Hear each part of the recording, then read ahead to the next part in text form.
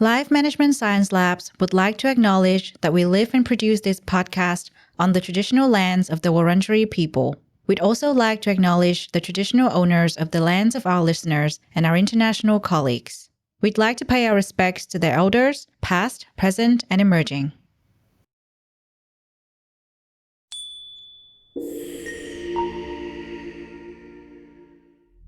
Hello, everyone, and welcome to Doing Well, the Wellbeing Science Insights Podcast produced by LMSL, the Life Management Science Labs. We're champions of life management science, providing structured insights informed by science and inspired by practice on key aspects of conscious living. Each week, we bring you scientific and practical insights on each element with the expert knowledge of professionals in the field. I'm your host, Lu Ngo, coming to your ears from Naarm, Melbourne, Australia. Let's learn together. Hey guys, and welcome back. Now, if you don't already know me from other shows I host at LMSL, my name is Dina. Now, I have always only heard about finances and being financially free for something to look forward to when you're older, and not really having that understanding on how emotions can really get tied up with money. I actually did not know that that was a thing. Now, our guest today has a mission to inspire others in improving their mental health and financial health through her books and her own entrepreneurship. She is a national keynote speaker, consultant, and internationally published author with over 20 years of experience as a licensed psychotherapist. Joyce Marter, thank you so much for joining me, Joyce. My pleasure. I'm so honored and excited to talk with you today, Dina. Now, from your work as a psychotherapist, how did you find the connection between well-being and finance?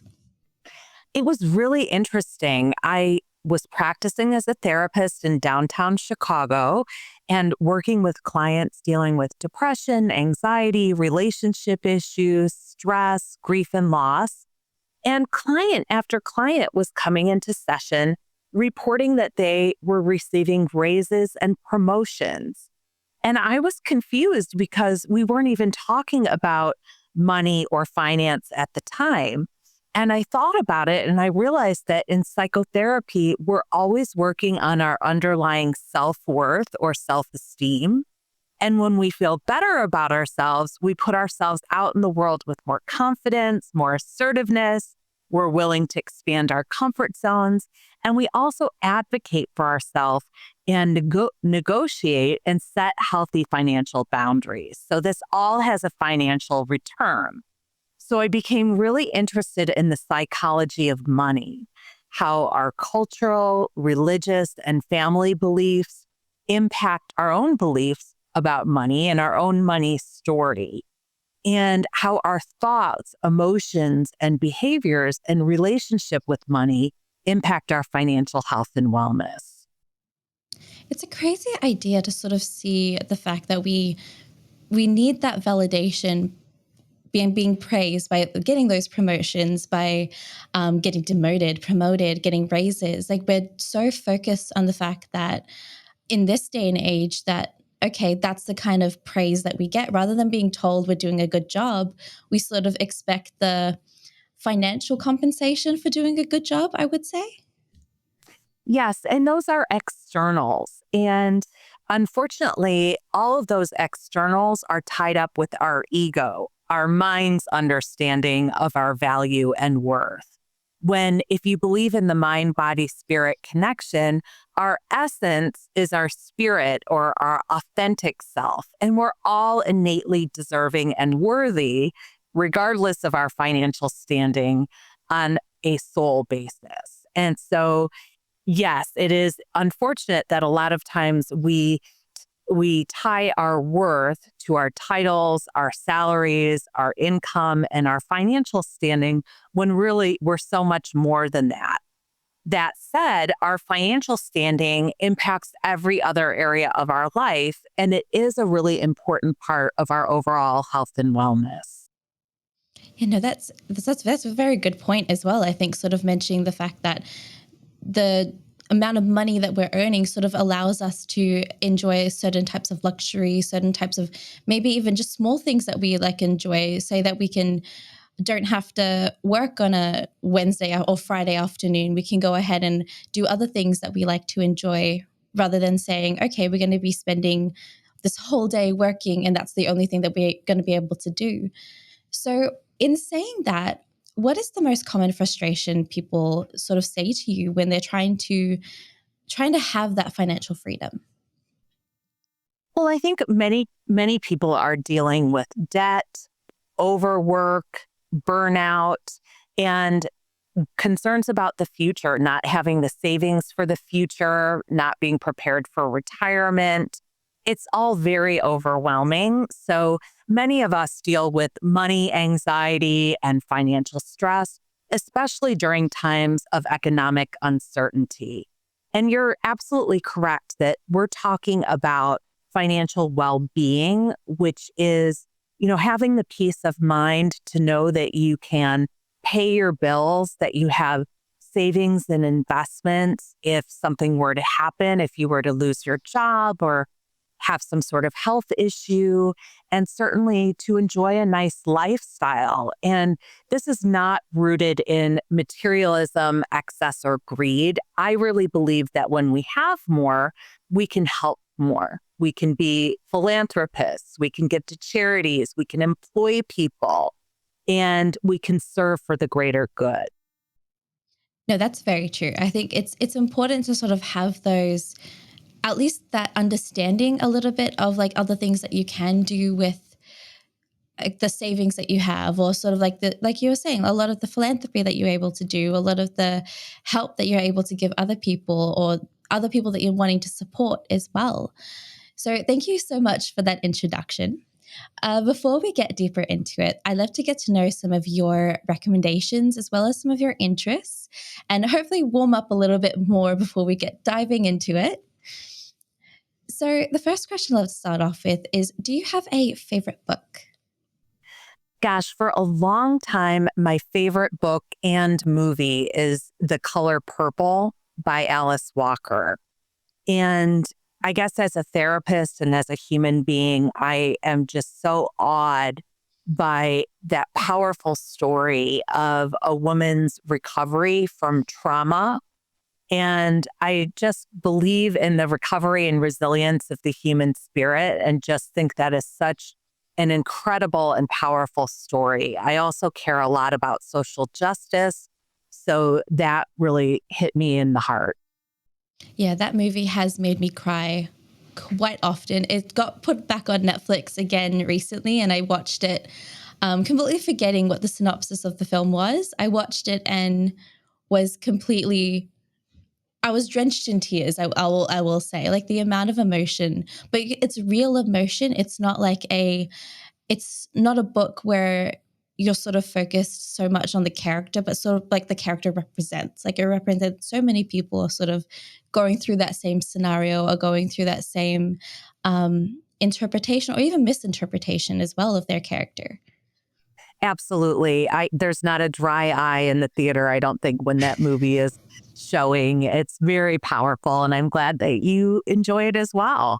Yes, no, I do. I enjoy a lot of movies and a lot of books sort of in that genre, a lot of basing it on their own personal, a lot of stories that you don't really hear in sort of like the typical conversation. Yes, I always like the deeper, more relational stories, and there's so many components in that film and book that are so important in terms of, moving through challenges, accessing support, embracing your worth, breaking through self-limitation or limitations set by others. And I especially care about all marginalized populations, including, women, persons of color, anybody who's marginalized in the world. And so offering support and empathy is part of being a compassionate and conscious person. Yeah, no, that's a very true point. Now, when talking about movies, do you have a movie that you have enjoyed recently? Well, recently I got to go to Thailand, which was amazing. I had a 3-week trip there, and on the plane, I watched the movie The Miracle Club. And that's with some of my favorite actresses, Maggie Smith and Laura Linney and Kathy Bates. And it was, again, a story about relationships and connection and healing from past challenges. So I found it inspiring. The Miracle Club. I don't think I've ever heard of that. It's pretty new and it's short. So it's something you can enjoy in an hour and a half or less. And it's very positive. I can't imagine how you're able to watch that on the plane and not feel affected on your way to enjoy a nice holiday. Yes, absolutely. It was inspiring. It was cute. So do you listen to podcasts at the moment? I actually guest on podcasts probably more than I listen to them. Okay. But one that I do listen to that I also was a guest on is called Stacking Benjamins. And the host, Joe, is a formal financial advisor, and he makes money and the topic of money super non-intimidating and friendly. And he's got a great sense of humor. So I definitely recommend Stacking Benjamins. It's a good idea to make it sort of for the everyday person to listen to, because I feel like when it comes to money, no one really wants to talk about it. It's such a no one wants to really, really sit and talk about money as an everyday sort of understanding, because it's such a topic that as a society we all try to avoid. So having that podcast there where it's like it's everyday language would be amazing to sort of have to listen to. Exactly. And I completely agree with your point that many of us have been socialized that it's impolite to talk about money and that it's a very private matter or a family matter, and that it's not something that we should talk about with others. Whereas when we do talk about it, we remove the shame and stigma. A lot of times we suffer in silence and we imagine that everybody else is doing great. We compare our insides to other people's outsides and think that everybody else is doing fabulously, when really the reality is that we all have challenges with our finances at different times. And we all deal with financial stress. And the more that we can share resources and strategies and ideas, the better off we'll all be. No, that's very true. And thank you so much for answering those warm-up questions. I hope that you're so ready to answer all these deeper questions that we're going to get into today. Absolutely. Now, I know that everyone has a very different definition as to what well-being is in so many different aspects, not just financially, but also emotional well-being and all those other topics. To you, either personally or in your professional career, what would you define well-being as?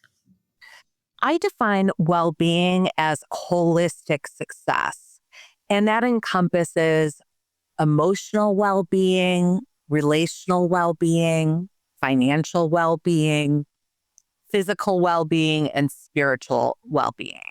So it's really all aspects of our life, mind, body, and spirit, and nurturing and taking care of those so that we can succeed personally and professionally. Okay. And what do you see some of the misconceptions that you hear a lot about what well-being means to someone else? Well, I think there's a lot of focus on physical health and well-being. We talk a lot about proper nutrition, rest, and exercise, which is, of course, a foundation of wellness. But there's also our mental health. And I'm really passionate about removing the shame and stigma from mental health and helping people realize that we all have mental health, just like we have physical health. And according to our nature or our nurture, our DNA and our life stressors, we may have mental health conditions like depression or anxiety at different points in our lives. And our finances are also part of our well-being. And all of those are interconnected.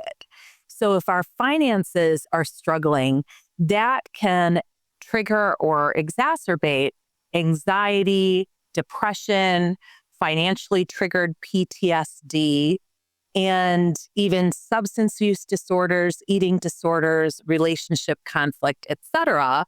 And financial problems can also lead to hypertension, to physical health problems like obesity, from not eating healthy foods and, having a sedentary lifestyle, et cetera. So it's all interconnected.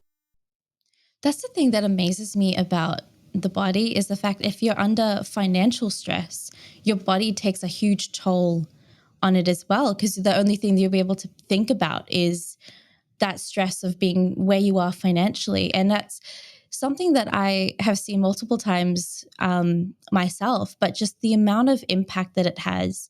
Oh, if you're financially stressed, you don't feel like going to the gym. You don't even feel like going for a walk because your body is so focused on, okay, I'm in this state. I can't get out of the state. This is where I am. This is where I'm going to collapse. And this is where it's all my head is all focused at the moment. And it's amazing to sort of see the impact that it has on the other parts of your body that are built to calm that area down if you're under that kind of stress. Absolutely. And I've been there. You asked earlier why I got interested in this. I'm an entrepreneur. I founded, built, and sold a mental health company that provided insurance-friendly counseling and therapy. And the bigger it got, the more money was outstanding in payments, and I ended up in cash flow hell. I wasn't able to pay my rent or my staff on time, and I dealt with panic attacks and insomnia. And that financial stress eclipsed all other parts of my life. And you're right, I was just, my body was stressed. I had physical tension. My sleep was impaired. My relationships were suffering. I didn't take time for my self-care. And that's when I used skills from my clinical training to turn that ship around. And it worked. I was able to successfully sell that business for a 7-figure multiple, more money than I would have ever imagined making in a lifetime, just 7 years later. Wow, no, that's such a great turnaround. It's just, so how, a lot of it is in the mindset as well that you're in, sort of just focusing, okay, yes, I'm in this state, but this is how I need to get out of it. So that's one of the big misconceptions as well, is like, you're going to be in this state forever, I guess. Like there's no way out of it. Yes, absolutely. It can feel very overwhelming and very hopeless and like you're stuck. But if we change our mindset, especially if we shift it from a scarcity mindset, which is rooted in lack, so it's looking at what you don't have and looking at your debt, or looking with a negative mindset at maybe the economy, and that can really exacerbate your feelings of financial stress and money anxiety. Whereas an abundant mindset is the idea that there's more than enough money and resources and opportunity for all of us. And it involves collaboration rather than competition. And it's rooted in self-worth. And when we each expand into that and we expand ourselves personally and professionally, blossoming into our highest and greatest self, we're not only serving ourselves, but we're changing the legacy for our families, our communities, and we can shine the light on others and lift others up as well. Mm-hmm. No, that's very true. And I love the way that you're sort of, it's so inviting to want to be in that mindset as well, to have that abundance, to sort of build on that. Every time you're saying it, I'm just like, wow, okay. So the mindset is actually available for anyone at any time to be able to change. You just have to really want to change it. Yes, I mean, it definitely takes hard work. So this is not a get rich scheme, but I think, starting out by understanding, what did you learn about money from your family of origin? What were the beliefs about money? What were you taught about people who have a lot of money or people who don't have a lot of money? All of that shapes your thinking and your behaviors around money. And then you really want to look at, your own behaviors and your own emotions and styles with money. We often set our own ceilings with self-limiting beliefs, and we also often cause financial self-sabotage.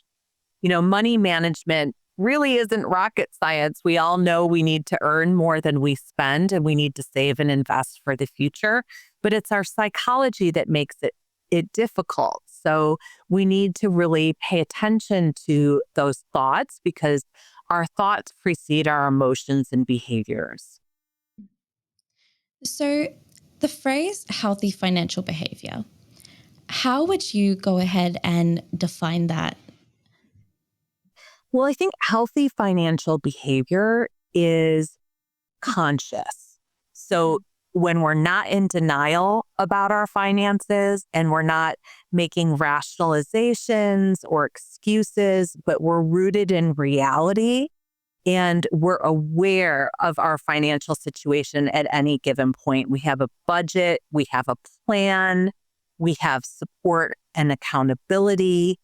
And there's really a balance in healthy finances. So finding that flow, that balance between earning and spending. We don't want to spend beyond our means, and we also don't want to become miserly or kind of hoard our money. We want to be in the flow of money for the greater good of ourselves, our loved ones, and others. Mm-hmm. I feel like the biggest problem when it comes to money as well, especially with the new, everything is always new. There's always something new that a lot of us are getting. And if we're not getting, there's that FOMO that we sort of feel about not being able to get it. And how does that feel? How does that sort of tie in with your idea of, okay, don't spend more than what you earn, don't spend more than what you can spend? Yeah, so it goes back to that relationship between ego and essence. So on a deeper level, we're all innately worthy. And having the right handbag or the cool sunglasses or the cool shoes or whatever it is, that is not going to make us more worthy. But marketers and advertisers teach us that. And, we're all human. We all play into that to some extent. And so, we want to be aware of that and make financial decisions and choices from a place of consciousness where we're doing it not in a way that's emotionally fueled and emotionally reactive, but really thoughtful and making sure that our decisions are aligned with our goals and our values and that they're going to improve our mental health and financial health, not stress us out if we spend money we don't have on something we don't necessarily need. Especially with the idea of the credit card just being available to be able to, okay, I'll buy that with a credit card and they'll pay that off when I get the money for it. Like the availability to extended amounts of money is probably one of the scariest things, especially here in Australia. We have HEX that sort of helps you out paying for university as well. And you pay that after you earn a certain amount. I think it's after you earn about 40,000 a year, that's when you start sort of paying that debt off. But the amount of debt that you sort of reach in, like even in America where you are as well, there's sort of that, like the amount of personal loans that needed to take out for university and for all these other stuff, it can be held over your head for quite a long time. Even with the degree that you get at the end, even with the job that you have at the end, there's still a lot of work that needs to get done of, okay, the main focus is to pay that off as soon as you can. Absolutely. Student loans and your HEX program, absolutely. That's a huge weight on many of our shoulders. I had $50,000 of debt from my graduate degree at Northwestern University. And when I started my business, I only had $500 to start it with. And I ended up taking out a $50,000 loan to start the business. And that's very stressful and very overwhelming. And so we need to have a plan. And you're right that the credit cards or the buy now, pay later kind of opportunities or loans, they really leverage that present bias of money, which is this kind of mind trick where we kind of look at our current situation and make our decisions based on what's going to be easiest and best right now without necessarily zooming out and looking at the big picture. Now, I personally believe that our investment in our education is always a wise investment and that will get paid off, even if it doesn't feel like it. Mine did, yours will. And that, yes, we need to be mindful of using credit cards and other loans so that we don't get ourselves in financial trouble. Yeah, I think that's the hardest part for me, especially because growing up, my parents weren't the greatest example on money management, especially because they fell really well into, I've got the credit card, I can go pay it off later on, and never paid it off. And that's the view that I had, and me and my sister had an example too when it comes to money. Sort of getting out of that for me was one of the hardest, of being like, okay, I don't need the latest thing. I've got this amount of money in the bank, and this is what I want to spend it on. Like my first big solo trip to London happened last year, and I saved for months and months and months to be able to have enough that I could comfortably go and travel other places around London and other places around the UK. And that was the greatest feeling, because the amount of money that I saved then gave me an opportunity far bigger than what I would have just spent it on, say, the latest technology, the latest iPhone, the latest whatever it is that was coming around then. And it changed my view on money so much, because now I've got a Japan trip in the middle of the year that I'm now going on, which is now something that I'm just really working hard to saving towards as well. So how important are those goals when it comes to wanting to save money, when it comes to being motivated to save? Well, it's super motivating and empowering, and congratulations. Those are powerful examples and huge accomplishments. And, it shows discipline and dedication. And I can hear it in your voice that you feel proud and happy that that you took care of yourself in that way. That, part of financial self-care is tending to our dreams. And if your dream is to travel and have experiences over having possessions, then you're making that come to fruition by setting those financial goals and setting boundaries with yourself. And that's extremely helpful. So whether it's a goal of having, 3 months savings in an account as a rainy day fund, or saving to buy a house or a car, or whatever that might be, those are great financial milestones and goals to reach toward. Mm-hmm. That's perfect. Now, looking into some practical steps that we can take, what are some that you would advise a lot of sort of individuals listening today that can sort of take to improve their own financial well-being?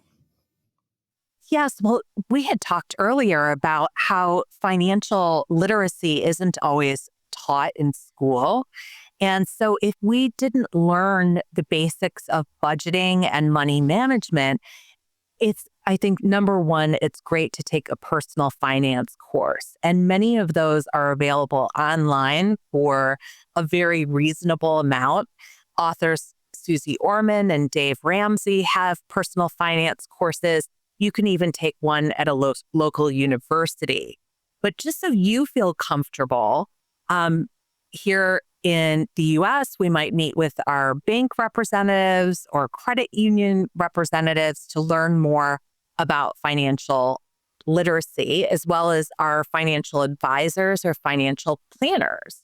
And I think having a financial advisor or planner or some kind of accountability partner to help you take a look at your finances, organize them, have some sort of system in place.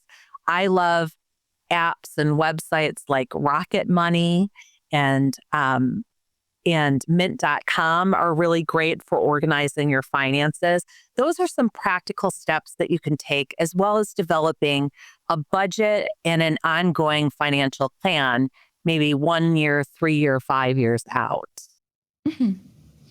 So budgeting is a very important part of sort of having that financial freedom. What about some things that you don't really budget for? I think especially when it comes to small little things here and there. Do you have that under like an other expense or like what would you sort of label that as? Miscellaneous spending. And you're right, there are those tricky areas. And what's helpful if you do use an app like Rocket Money, it will send you an alert and say, this was an uncategorized expense. And then it sort of encourages you or prompts you to create a category for that. And so the more that you look at your spending by looking at your bank accounts, your credit cards, you can really get out of denial and clear on what you're spending on. I remember when I was in my 20s, I used Microsoft Money, and it made a pie chart for me, and it showed I was spending money at paying back my student loans, money on my rent, and a third of my money on my hair and makeup and things like that, which was way too much to be spending on those things at that time in my life. I couldn't afford what I was spending, and that was useful information. No, that's really good, especially for someone. I loved to get my nails done quite often, and now sort of realizing how expensive that was, I've cut that down. So I'm only doing it for special occasions now, and then making sure that I make the most of it while it's on. But it's so interesting at how much we sort of put value into that. And we put so much value into, yes, appearance. I think a lot of people are saying, okay, well, appearance matters. And yes, it does matter. But I think for me, what I've learned is that money, I spent like $60 every 3 or 4 weeks. And that $60 can go to so much more. It can go to me traveling. And that's what I'm saying when I said that traveling really has changed my whole mindset as to what money is used for, because now that money can go to so much more, and little expenses, little lunches that I take. I now pack lunches. I will say it gets boring more than I would ever be able to explain, but that money is such a different mindset for me now. Good for you. And that's called the latte factor. I think that was a book that came out years ago about, the money that we spend here and there on a coffee or a latte or our nails or whatever it might be. And that really adds up. And if we can start to, rein in our spending in those areas, we can really funnel those funds to something that's much more meaningful to us, that's going to have us feel like improved self-esteem and improved quality of life. I think, during the pandemic, when we were kind of on lockdown and we were at home most of the time, the average person was spending so much less money on eating out, on, those beauty treatments that you mentioned, and saved quite a bit more money. And we can continue to do that for ourselves, going forward. That's perfect. Well, this leads us perfectly well into the next part of our show, which is the practice and habit. Now, this is some of the practices that you do yourself, or at least try to do.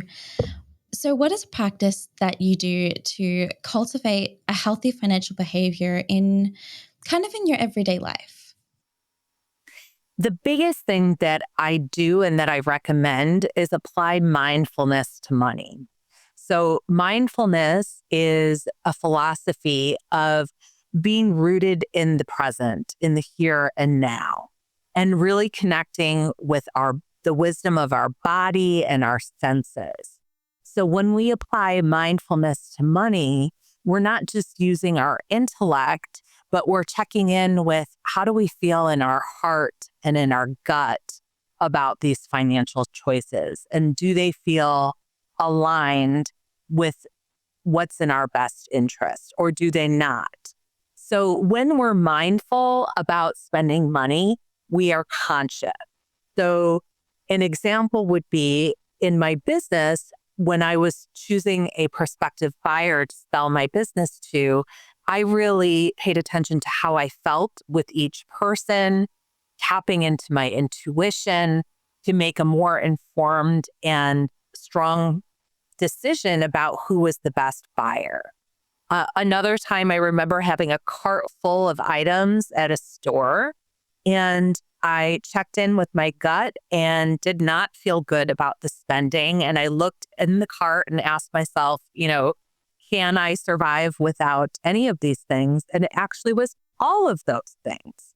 So, really checking in and applying mindfulness to money can be really helpful.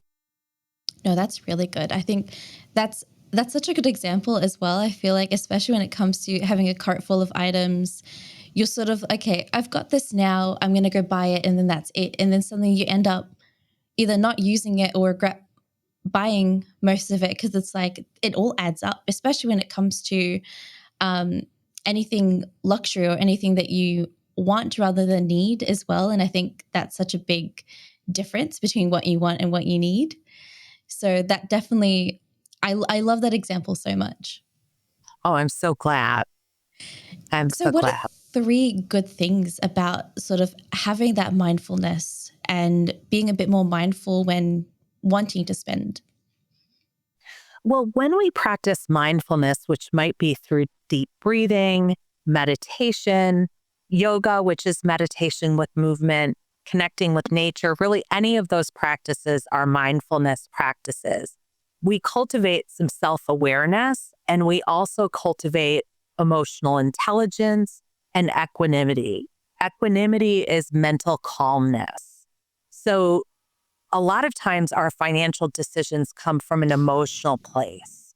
Like we're not feeling good about ourselves, so then we spend money on clothes or items that we think are going to fill ourselves. And if we're in a place of mental calm and clarity, we're less likely to fall into that trap.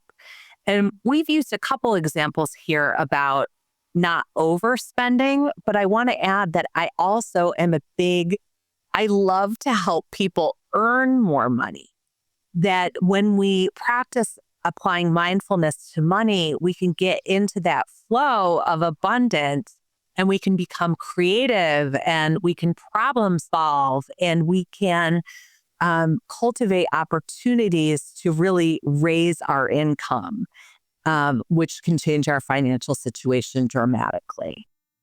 So a lot of it is really tied into self-worth, I guess, as well, when it comes to the mindfulness. It's like, am I spending it because I want to buy it, or is it because I feel the need to fill my mind with something or fill my life up with something that is going to make me happy for the moment?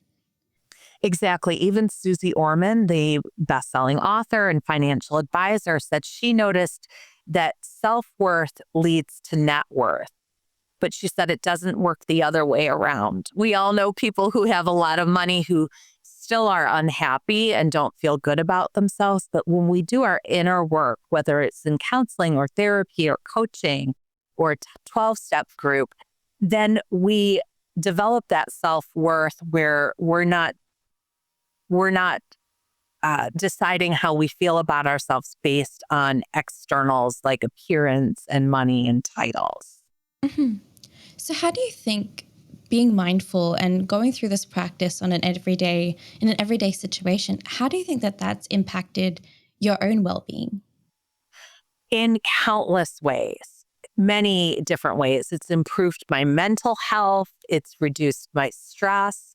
It's helped me make more solid business and financial decisions. It has really, another mindfulness strategy that I use is I imagine my financial life as if it were a person. And I know that might sound kind of strange, but imagine your finances as if it's a person that you're in a relationship with. How do you treat that person? Are you nurturing of that relationship? Are you, educating and supporting that person? Are you, checking in with them regularly? Or are you kind of, abandoning them or avoiding them like I did before I hit my financial crisis? I would have called my financial life Penny because I ignored her. I was ashamed of her, and I didn't talk about her with anyone, including my financial advisors. And it wasn't until I did that I reached out and asked for help, that help came out of the woodwork. And now I call my financial life prosperity. And I take her very seriously because she's a direct reflection of my own self-worth.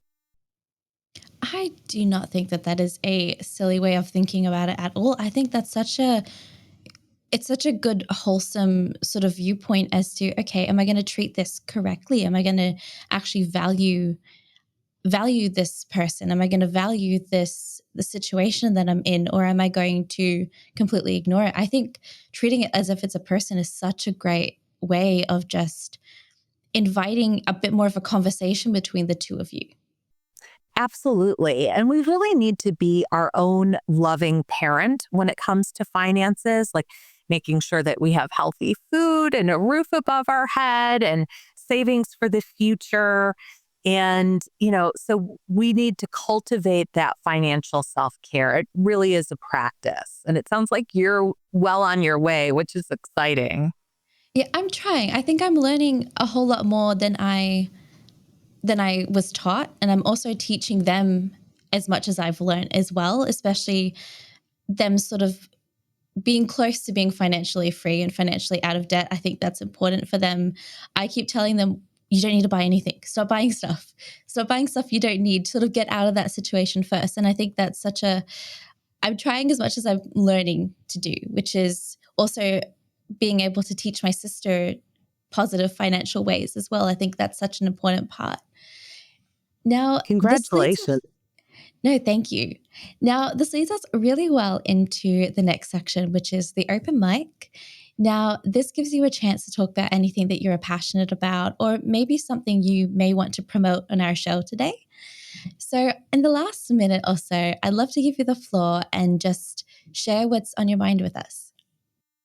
Absolutely. Well, I am very passionate about removing the shame and stigma from both mental health and financial health, and providing people with practical tools and strategies to heal, recover, thrive, and prosper. So I've written the book, The Financial Mindset Fix, a mental fitness program for an abundant life. And it's a program with exercises. So it has journal prompts, exercises from mindfulness and from cognitive behavioral therapy, narrative therapy, and others to really improve your financial mindset, your mental health, and your financial wellness. I also have a digital course, and I'm a keynote speaker and corporate trainer. So I love helping individuals and workplaces improve their mental and financial well-being. Oh, well, that's amazing. Now, if listeners do want to find out more about you, or maybe find out where your book is, where are they able to go? JoyceMarter.com is my website. That's JoyceMarter.com. And my book is sold throughout the world. It's in Australia as well at your major book retailers. It's also been published in Spanish, Korean, and Taiwanese. Oh, that's perfect. Well, thank you so much, Joyce, for joining me on the show today. I've actually learned a lot, and I'm actually glad that from what you're saying that I'm on the right track in a mindset way. Maybe not financially, but in a mindset, I'm almost there. So thank you so much for coming onto the show. My pleasure. It's been great, and I think you're doing wonderfully. Oh, that's good. I got the praise that I needed. That's all I need.